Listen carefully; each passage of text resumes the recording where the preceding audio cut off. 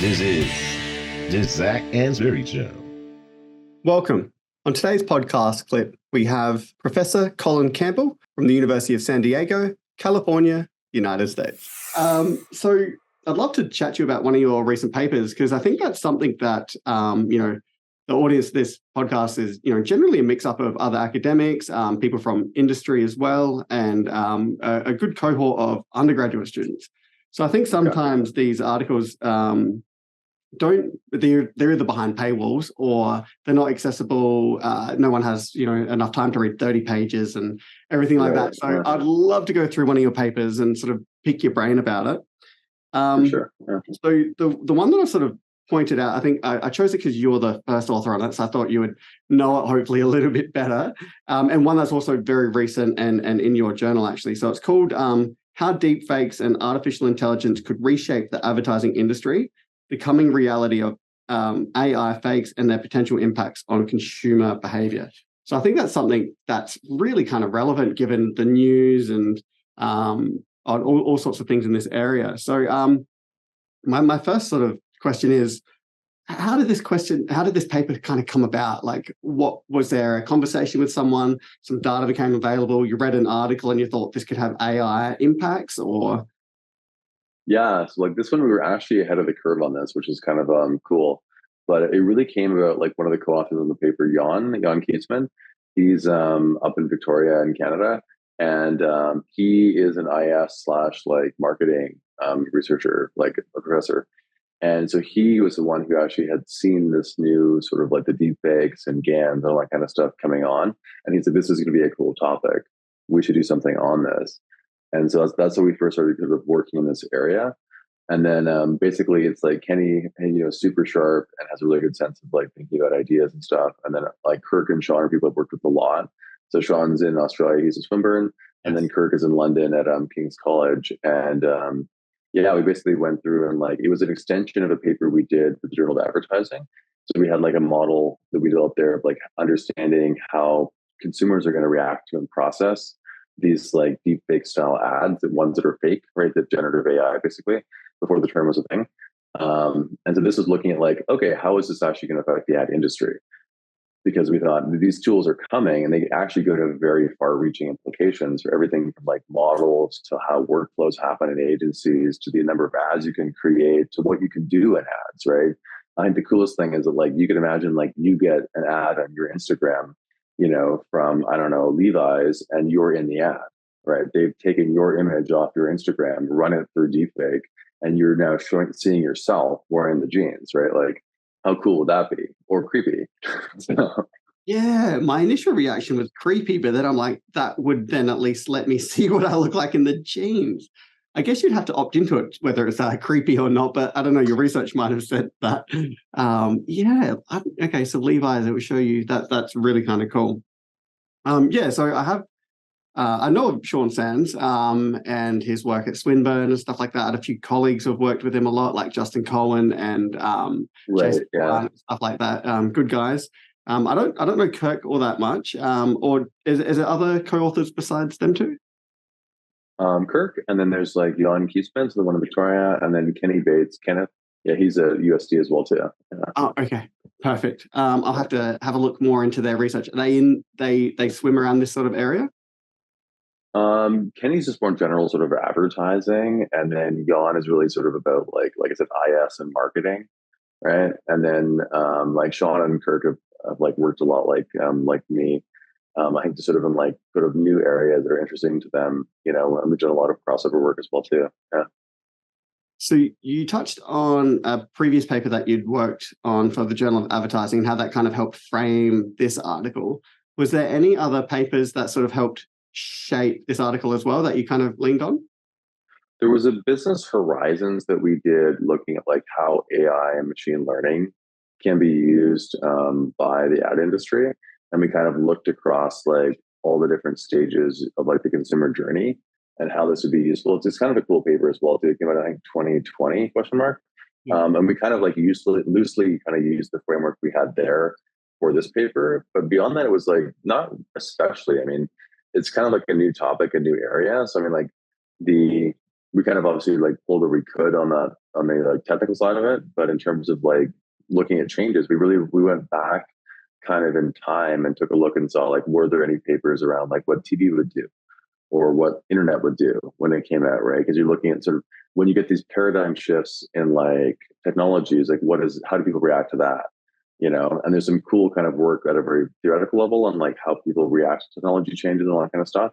And then there's some sort of more pragmatic stuff of just looking at like what exactly were those changes and like, you know, what do people talk about in those papers and what can we talk about as well too, right? Yeah. So I guess the short answer, it was tough. Yeah, it sounds tough, but I think your solution actually sounds, pretty, I mean, obviously it worked. I think that was a great solution. In terms of data for this paper, how did that sort of come about, or what was the scope of it there? Yeah, so really it was like looking through obviously the literature, and then it was going through looking through a bunch of like articles we could find, like popular press ones as well too, on the topic, and like finding examples of how this is working. And then it was also like talking to industry professionals and just sort of saying like, what are their thoughts on like, this is what this tool is. How do you think this will change things for you, right? Yeah. So it's a qualitative sort of based analysis? Yeah. Yeah.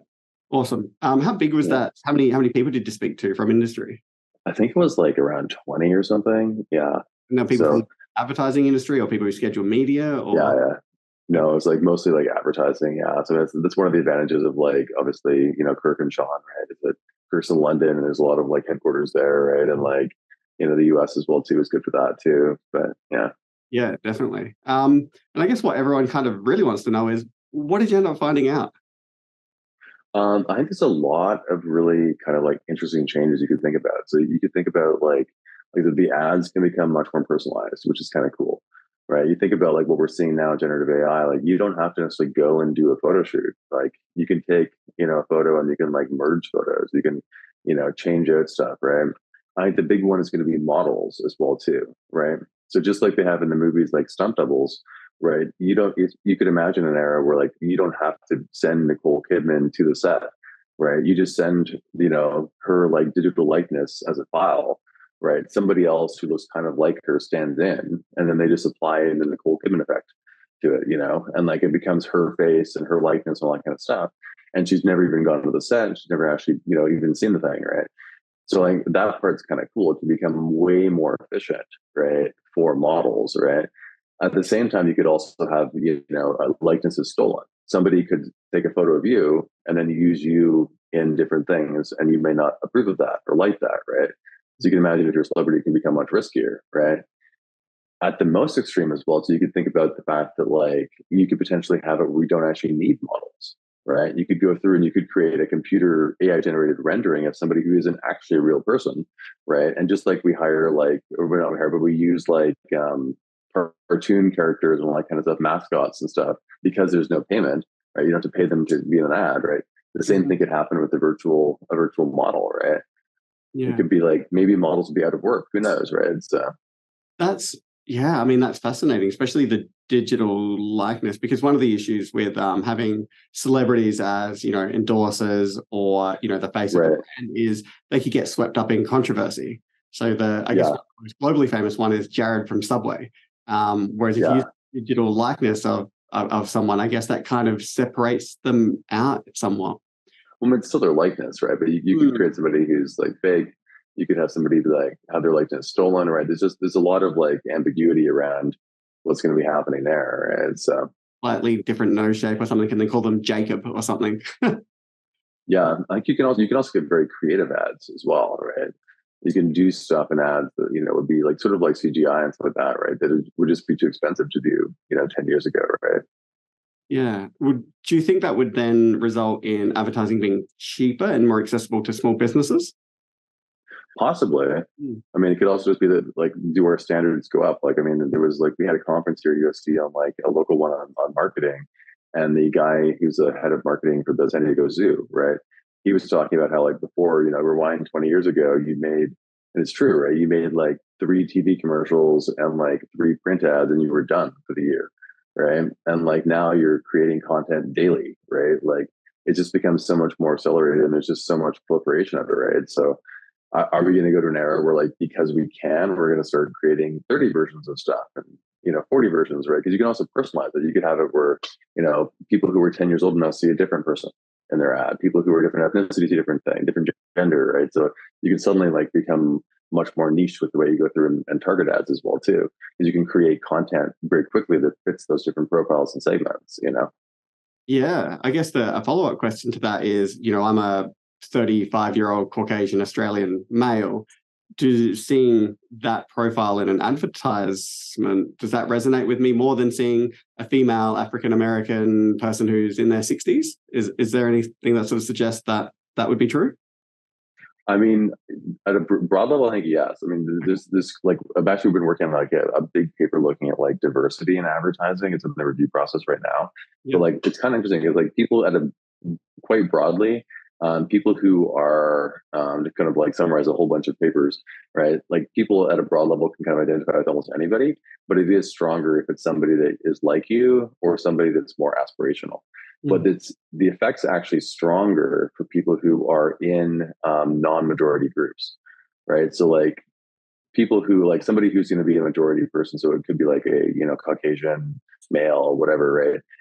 Is they've shown that they're actually pretty good at imagining being somebody else, but it becomes more important for people who don't typically see themselves as much in advertising. Right. Then it actually sort of stands out more. So there might actually be more effect happening in those groups, right? If they can see, increased representation, through ads. But on the flip side of that, right? Like if it's created through a computer, is it seen as fake? Right. And this is something else. Another study we're working on as well, too, shows that like in some cases you can see a reversal of that effect, right? When people don't think it's actually authentic. Right. So to hire people who are actually in minorities in your ads is different than to just go through and put a fake one up or what's seen as a fake one through generative AI, right? So I don't know. I think we have to be careful with how these things are done, right? Yeah, definitely. I wonder, and I guess there's either going to be or there is research on, are people good at spotting the real deal versus a generated version, especially for advertising that say Toyota have a car ad. And then they have a different ad. Everyone's the same, everything's the same, but the person driving the ad changes. They might know whether I have a family or a wife or a husband, who knows? And they just tailor the ad to look like my demographic and whether I'm good at being able to tell that or not. That'd be fascinating. Yeah. No, I'd be curious. They work, so you just assume they're all fake. I wonder, yeah. I mean, some of them are getting pretty damn good at like making stuff that looks realistic. Yeah. I think it's like it is very surprising. I also wonder too, like, I mean, like you just imagine like, could it be subtle stuff? Because I think that there's a freakiness factor that kind of goes up as it gets too close. But I wonder, like, imagine you see somebody driving a car and they're not in like an unknown neighborhood. Maybe it's like 3 streets from you. Maybe it's like at a local park that or something, right? You can imagine doing that. Like you can imagine that would get your attention more because you're like, oh, that's the kid's school, or that's like the place I go to, or whatever. Like, you could do that kind of stuff potentially a lot faster, right? If you've got the stuff already like stored somewhere. Oh wow! Because I was just thinking about changing up the actual the human in it, I guess, but I hadn't thought about the products occurring. Like even if it's like you going back to your Levi's example, it could be, oh, that's the Levi's store that's on the local mall. Yeah. Like I recognize the actual storefront. Far out. That's really cool and scary, but kind of cool. Yeah. Wow, there's a lot to be done in this area. We'll see what happens. Yeah, it'll be interesting. Yeah. So so the technology's there, or it's maybe potentially still early? What are the odds that, I'm watching these ads at the moment that are not real actors or not real environments? Are they the ads that I'm seeing at the moment, or is it coming next year, or? I think there probably are some out there already that, I mean, there's been some famous examples like the Coca-Cola one and stuff like that. Like you get a lot of creativity kind of happen quickly with it. But I think that there's like more subtle stuff is already happening. I think like catalogs, I think you can probably, based on the models that you see in catalogs are already like, perhaps not real. I wonder as well too, if they're going through and like, you'll have to see where they'll change up the color of stuff. It'll be the exact same photo, but they'll have like the black shirt on, the blue shirt on, the white shirt on, whatever. Right, like that can be done using these kind of tools as well too. It's obviously not that dramatic, but it's like it's a quick way to kind of go through and create those different forms. But I'm sure that there's stuff that's already happening. Like, have you seen the new sort of like Adobe Firefly things? Like the effects that they've got? Only very briefly. Yeah, I just looked at it briefly as well too, but I was like, whoa, this is super cool. Yeah. Like you could just be like, add a tiger to the lake, and then we'll have a tiger drinking out of the lake. And it was like, how? It's just so cool how this stuff's just kind of coming, right? And I saw like Dolly 3, the new like image generator thing just came out. I haven't played with that yet, but it's supposed to be even better, right? So I think we're just going to see a lot of change the next couple of years with this stuff. Yeah. Yeah. I can kind of see how that relates to the strike that was happening in Hollywood and stuff like that with, I guess, of course, that they'd be out of jobs because their digital likeness would be taken. I can kind of see how that fits into this now. Obviously not to the same extent, but yeah. Yeah. They had a similar thing with video game manufacturers and things like that, how they were worried that the coders and everything would be replaced by artificial intelligence. Designing games. Yeah. Mm. Well, it's interesting. I think it probably would just like help speed it up, right? It'll be easier to go through, and the more routine stuff becomes easy to kind of like automate, right? So anything to get the next Grand Theft Auto finally released. What's it been now? Almost a decade or something crazy. Oh, really? Wow. Okay. Yeah. Like a long time. We'll be on PlayStation 6 or something by the time that happens. Oh, wow. Okay. So in terms of your research and your qualitative interviews and asking people from industry how this is going to have an effect, what impact will your paper have on other academics, do you think? I'm hoping it'll give people ideas, right? I think I think part of it is like, obviously it's like useful to like think about like how is this going to affect the industry, right? And I can imagine there potentially being like different sort of like businesses that might start up based on these different ideas, right? But I think for us as academics, it's like, oh, like how will people respond to these ads? How will people respond to like, their information being used to create ads that look like them? Like, is it good, bad, when, why? Like all that kind of stuff is kind of interesting to look at. So yeah. I agree with you. I think there seems to be a very fruitful research agenda going forward. Yeah, definitely. And so that's what you kind of think still needs to be done, assessing those sorts of questions. Yeah, and there's a lot of space, I think, like with generative AI right now. I think there's a ton. So cool. I got a lot out of that paper, so thank you so much for sharing that with me. It's always nice to actually chat to the authors about the actual paper, because I think you do get those sort of deeper insights, and it resonates with me a little bit. But for those who are listening, I will add the DOI and everything like that into the show notes, so you can click it on and cite the paper and incorporate it into your business. Hey guys, it's Zach Ainsbury here with just a couple of quick reminders. If you've enjoyed today's podcast, then make sure you subscribe so you never miss an episode.